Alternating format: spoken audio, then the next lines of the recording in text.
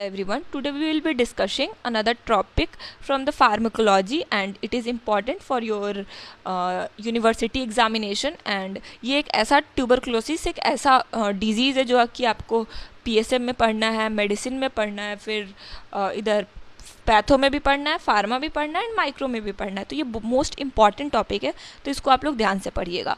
Patho का भी आप लोग बोलिएगा तो मैं एक लेक्चर ट्यूबरक्लोसिस पे बना सकती हूँ। अगर आप लोग को ज़रूरत होगा तो आप लोग कमेंट सेक्शन में बता दीजिएगा, तो मैं इसका पैथोलॉजिकल फीचर्स भी आप लोग को ग्रॉस माइक्रोस्कोपिक बता दूंगी। और वरना फार्मा के लिए तो मैं पढ़ा ही रही हूँ। तो एंटी ट्यूबरकुलर ड्रग बहुत इंपॉर्टेंट है, ये यूनिवर्सिटी में क्वेश्चन आना ही फिक्स है, तीनों में से किसी एक में तो पक्का आता है। तो सबसे पहले वैसे तो आप लोग को पता होगा कि ट्यूबरक्लोसिस क्या होता है। ट्यूबरक्लोसिस जो है वो एक क्रॉनिक मतलब बहुत लंबे टाइम से चला आ रहा होता है ग्रैनुलोमेटस डिजीज़ है। ग्रैनुलोमेटस डिजीज़ मीन्स इसमें ग्रैनुलोमा का फॉर्मेशन होता है। अब ग्रैनुलोमा का फॉर्मेशन कैसे होता है, ये पैथो का पार्ट है, तो आप लोग वहाँ से पढ़िएगा। और ये बहुत मेजर हेल्थ प्रॉब्लम है डेवलपिंग कंट्रीज़ में। कंट्री लाइक इंडिया में मतलब ये मोस्ट कॉमन है, most of the population have suffered from it और विल बी सफर्ड। तो वर्ल्ड में देखा जाए तो 1/3 of the world population is infected with Mycobacterium tuberculosis. मतलब पूरे वर्ल्ड का 1/3 पॉपुलेशन जो है वो इससे इन्फेक्टेड होती है।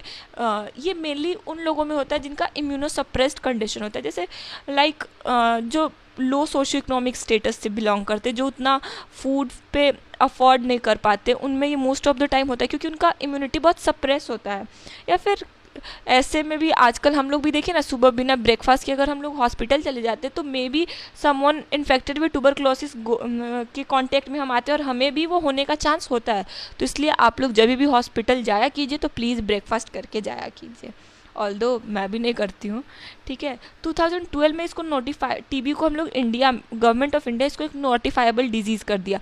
नोटिफाइबल डिजीज़ का मतलब ये हुआ कि कभी भी कोई भी डॉक्टर अगर इस डिजीज़ को डायग्नोस करता है तो उसका ये रिस्पॉन्सिबिलिटी होता है कि वो पब्लिक हेल्थ अथॉरिटीज़ को इसके बारे में बताए कि ये केस यहाँ पर डायग्नोस हुआ है, क्योंकि ये वो कम्युनिकेबल डिजीज़ है, ये स्प्रेड होता है। तो इसको वैसे प्रिवेंशन आजकल, पहले के ज़माने में ऐसा होता था कि टीबी को लोग ट्रीट मतलब ऐसा मानते थे कि एक को हो गया तो सबको हो जाएगा, लेकिन ऐसा कुछ नहीं है। अगर हम अपने इम्यूनिटी को प्रॉपर रखें तो इससे हम लोग प्रिवेंट कर सकते हैं।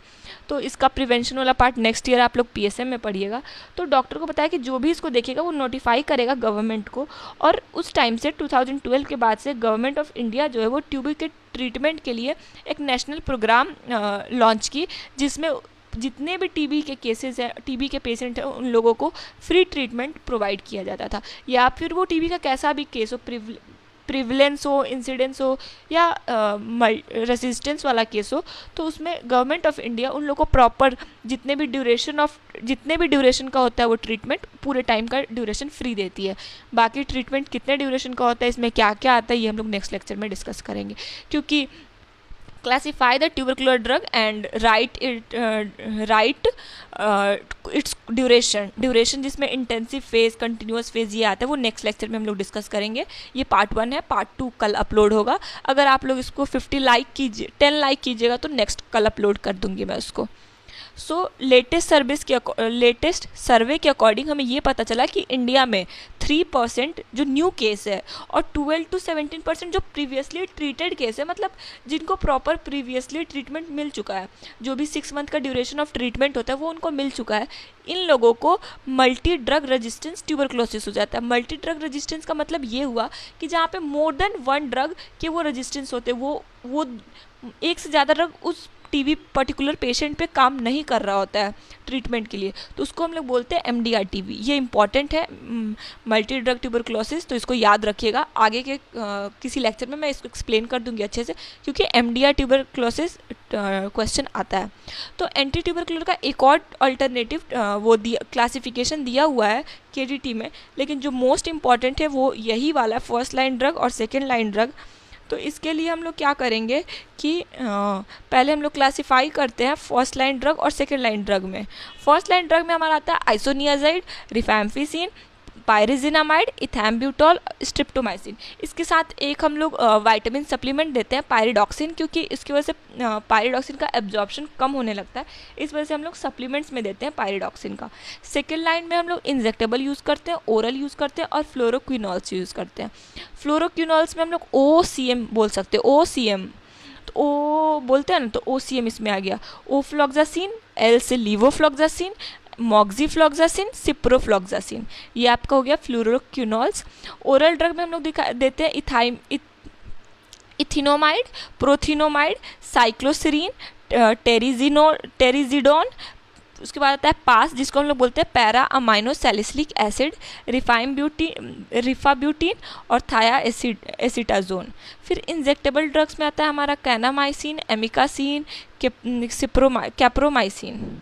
तो ये सारा आपका ड्रग है गया। फर्स्ट लाइन ड्रग में मैंने अलग से लिख दिया इसको HRZDS, हर्ज से हम लोग इसको याद करते हैं। H से हमारा आइसोनियाजिड को हम लोग H से डिनोट करते हैं, तो H से आइसोनियाजिड, R से रिफैम्पिसिन, Z से पायरिजिनामाइड, E से इथैम्ब्यूटॉल और S से स्ट्रिप्टोमाइसिन। इन सब का डोजेज मैं नेक्स्ट लेक्चर में आप लोग को बताऊंगी।